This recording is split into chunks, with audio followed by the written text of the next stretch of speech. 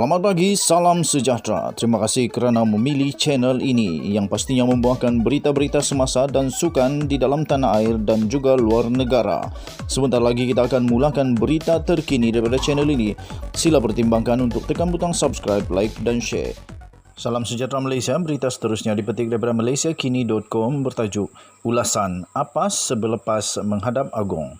Kabar angin yang berlegar di media arus perdana maupun media sosial sejak Ahad sedikit sebanyak memberi bayangan akan ada sesuatu yang berlaku dalam arena kepimpinan negara ini. Barangkali tukar kerajaan atau sebarang kemungkinan yang diharapkan sekalian rakyat sejak Kerajaan Perikatan Nasional PN mengambil alih daripada Pakatan Harapan PH sejak Mac tahun yang lalu.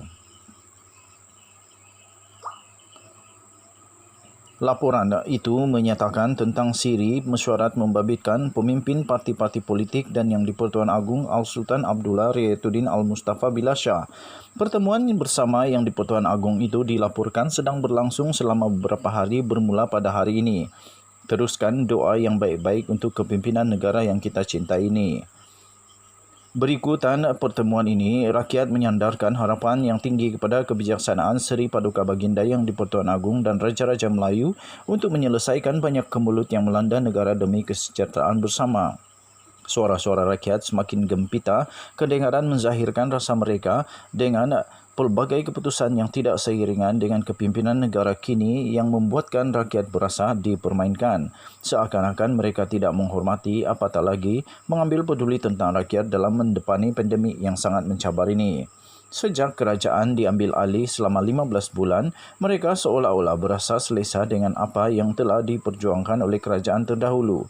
Walaupun diambil secara bukan melalui pemilihan, mereka tidak meneruskan dasar-dasar yang baik yang telah dipersembahkan oleh kerajaan sebelumnya. Isu pandemik yang tidak nampak jalan penyelesaiannya, pengajaran dan pembelajaran di rumah PDPR yang sangat mencabar bagi pihak guru, ibu bapa dan para pelajar, Perintah Kawalan Pergerakan PKP 3.0 yang tidak selaras dengan dalam kalangan menteri yang mengumumkan serta pelbagai lagi keputusan yang tidak selari, apalagi tidak berpihak kepada rakyat sering menjadi bualan di media pada hari ini. Barisan kabinet yang ramai daripada kerajaan sebelum ini juga menjadi topik yang tidak enak dibaca dan peranan mereka yang dilantik seakan tidak nampak fungsinya, belum lagi dikira dengan lantikan-lantikan lainnya. Perkara itu tidak boleh dibiarkan berpanjangan, apatah lagi keadaan negara ketika ini yang sidang parlimennya ditutup sejak sesi berakhir 15 Disember tahun lalu, mengakibatkan isu rakyat tidak dapat dibahaskan dengan tuntas. Timbalan Yang di-Pertua Dewan Rakyat iaitu Datuk Seri Azalina Osman Said turut kecewa dengan sikap pegawai kerajaan dan anggota kabinet termasuk Peguam Negara dan Menteri di Jabatan Perdana Menteri Undang-Undang mengenai kelumpuhan Parlimen. Kaki tangan Parlimen sepatutnya dianggap sebagai petugas barisan hadapan kerana berperanan membantu memudahkan pentadbiran ketika wakil-wakil rakyat membentuk dasar negara dan sebagai petugas yang menguruskan selok-belok Dewan Rakyat dan Dewan Negara, katanya. Tambahnya lagi, demi menjulang demokrasi, saya menganggap mereka sebagai frontliner, kata Azalina yang juga ahli Parlimen Pengerang. Menolak alasan bimbang penularan COVID-19 dalam kalangan kaki tangan Parlimen kerana petugas termasuk ahli Dewan Negara sepatutnya telah diberikan vaksin. Tegasnya, sebagaimana yang dilaporkan media pada 27 Mei 2021 yang lalu, kerajaan boleh mengurung rakyat melalui lockdown, tetapi kerajaan tidak seharusnya membungkam proses demokrasi.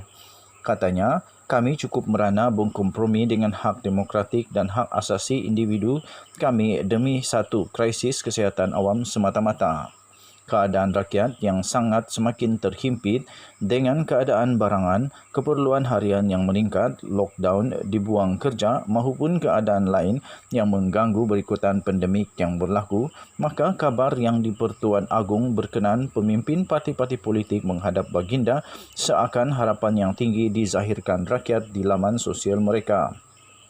Pada 2 Mei yang lalu juga, Exco Pergerakan Puteri UMNO Fadwa Anwar berkata, hari-hari kedengaran pelbagai isu yang melingkari di negara ini, terutama harga barang yang mencanak naik. Di status Facebooknya, beliau berkata Parlimen merupakan lambang sebuah negara praktis demokratik. Di situlah wakil yang telah dipilih oleh rakyat berbincang dan mencari jalan untuk menyelesaikan masalah rakyat dan negara.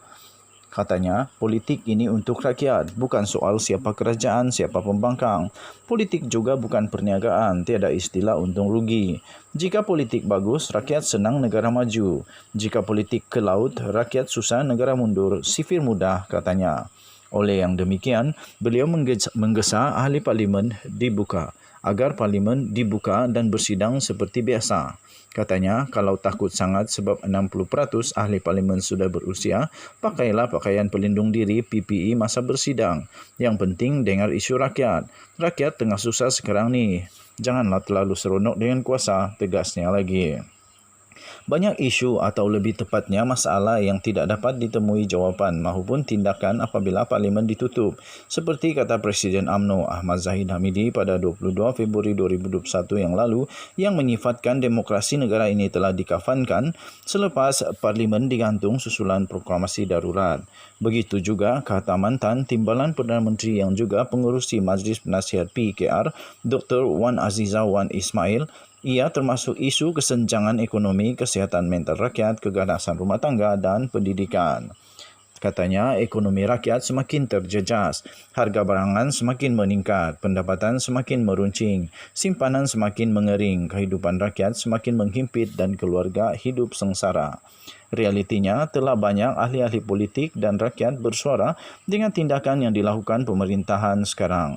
Namun, adakah segalanya itu diambil peduli oleh mereka atau ia sekadar di angin lalu? Barangkali dan boleh jadi inilah jalan pencerahan kepada menukar kepimpinan yang ada kini.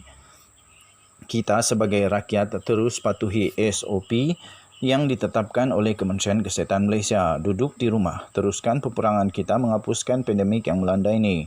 Rasional dan jalan terbaiknya ialah kita semua perlu melihat bagaimana untuk menghadapinya ke arah lebih baik dan memastikan kes baru tidak terus meningkat hari demi hari. Ayo teruskanlah doa-doa kita kepada Allah agar negara sentiasa dipimpin oleh pemimpin yang menggunakan Al-Quran sebagai panduan, agar negara ini ditadbir sebagaimana Allah dan Rasulnya inginkan. Terus juga kita doakan dengan sungguhnya agar COVID-19 ini segera lenyap di bumi Malaysia dan dunia, agar kita semua dapat menjalani hidup yang lebih baik sebagai hambanya yang taat. Kita masih punya kesempatan untuk merubahnya. Artikel ini telah ditulis oleh Atriza Umar, iaitu Pegawai Penerangan dan Perhubungan Pertubuhan Ikram Malaysia.